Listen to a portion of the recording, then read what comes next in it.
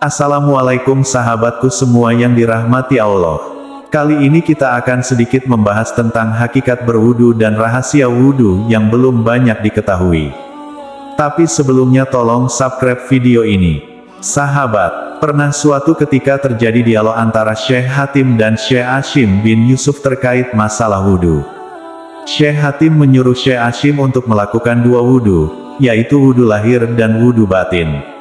Perintah tersebut serasa asing di telinga Syekh Hashim.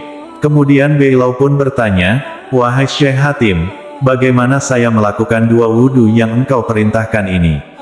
Syekh Hatim menjawab, "Wudu lahir adalah wudu sebagaimana telah engkau ketahui. Sedangkan wudu batin adalah taubat, menyesali dosa-dosa, menghilangkan dendam atau dengki, meninggalkan penipuan, keraguan, sombong, dan meninggalkan cinta dunia, pujian dari makhluk dan pemimpin." Syekh Hatim memahami arti wudu dari sudut pandang fikih dan tasawuf, syariat dan hakikat. Bagi kaum sufi wudu tidak cukup sebatas membasuh anggota lahir saja melainkan keduanya, yakni lahir dan batin. Bahkan wudu dalam arti membersihkan batin lebih sulit dari sekadar membersihkan anggota lahir. Untuk mempertajam perbedaan kedua jenis wudu ini dapat dilihat dalam sebuah kisah sarjana agama dengan guru sufi berikut.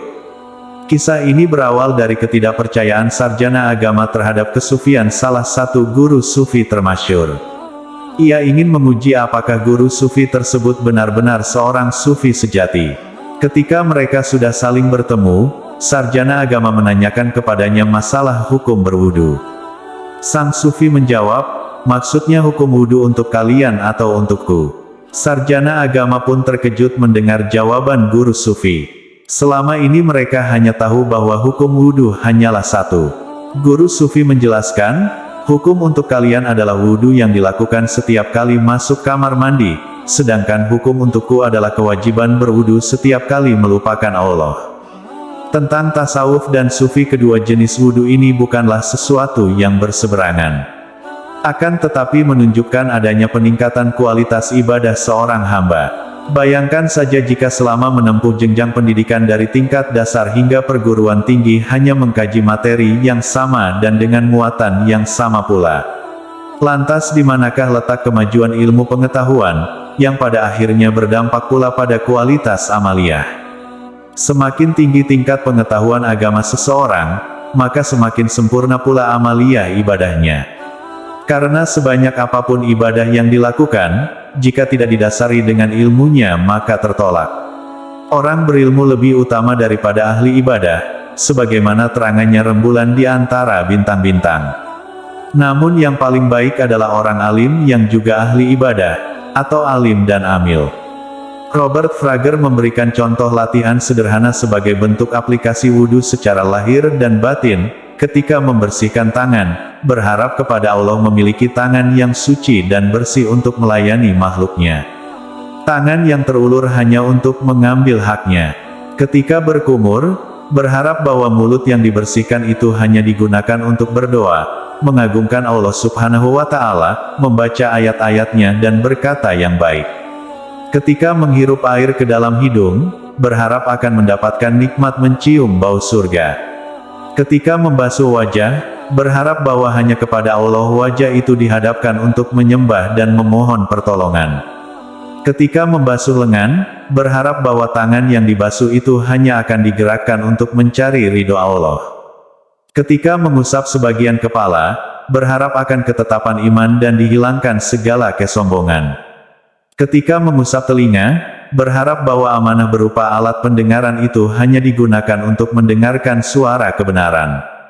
Dan ketika menyuci kaki, berharap kedua kaki yang dibasuh itu hanya akan melangkah kepada tempat-tempat yang diridhoi Allah Subhanahu wa Ta'ala. Sahabatku, wudu sendiri memiliki beberapa rahasia yang perlu Anda ketahui. Wudu adalah suatu ritual yang dilakukan oleh setiap orang muslim sebelum melaksanakan salat. Wudu memiliki arti sebagai pembersihan diri dan disyariatkan oleh Al-Quran. Selain itu, wudu juga bermanfaat untuk membersihkan jiwa dari kotoran dosa dan menyiapkan diri untuk mendekatkan diri kepada Allah. Walaupun wudu adalah suatu ritual yang umum dilakukan oleh setiap orang muslim, Namun banyak dari kita yang belum mengetahui rahasia-rahasia yang tersembunyi di balik wudhu ini. Berikut adalah beberapa rahasia wudhu yang belum Anda ketahui.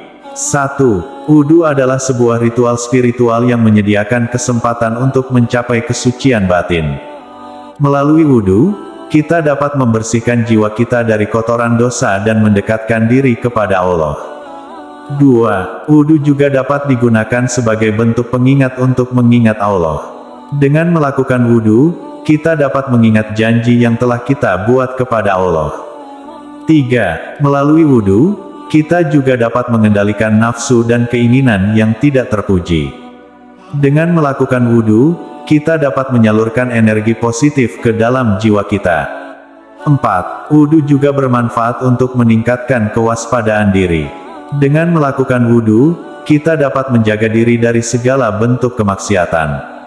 5. Wudhu juga dapat digunakan untuk mengubah sikap dan perilaku yang tidak baik. Dengan melakukan wudhu, kita dapat mengubah sikap dan perilaku yang tidak baik menjadi sikap dan perilaku yang lebih baik. 6. Wudhu juga dapat digunakan untuk meningkatkan kemampuan kita untuk berdoa. Dengan melakukan wudhu, kita akan merasakan peningkatan dalam kemampuan kita untuk berdoa dan menyampaikan permohonan kita kepada Allah. 7. Wudhu juga bermanfaat untuk menjaga kesehatan. Melalui wudhu, kita dapat menjaga kesehatan dan meningkatkan kualitas hidup kita. Demikianlah beberapa rahasia wudhu yang bisa kami sampaikan. Semoga informasi ini bermanfaat bagi sahabat semua. Dan terima kasih.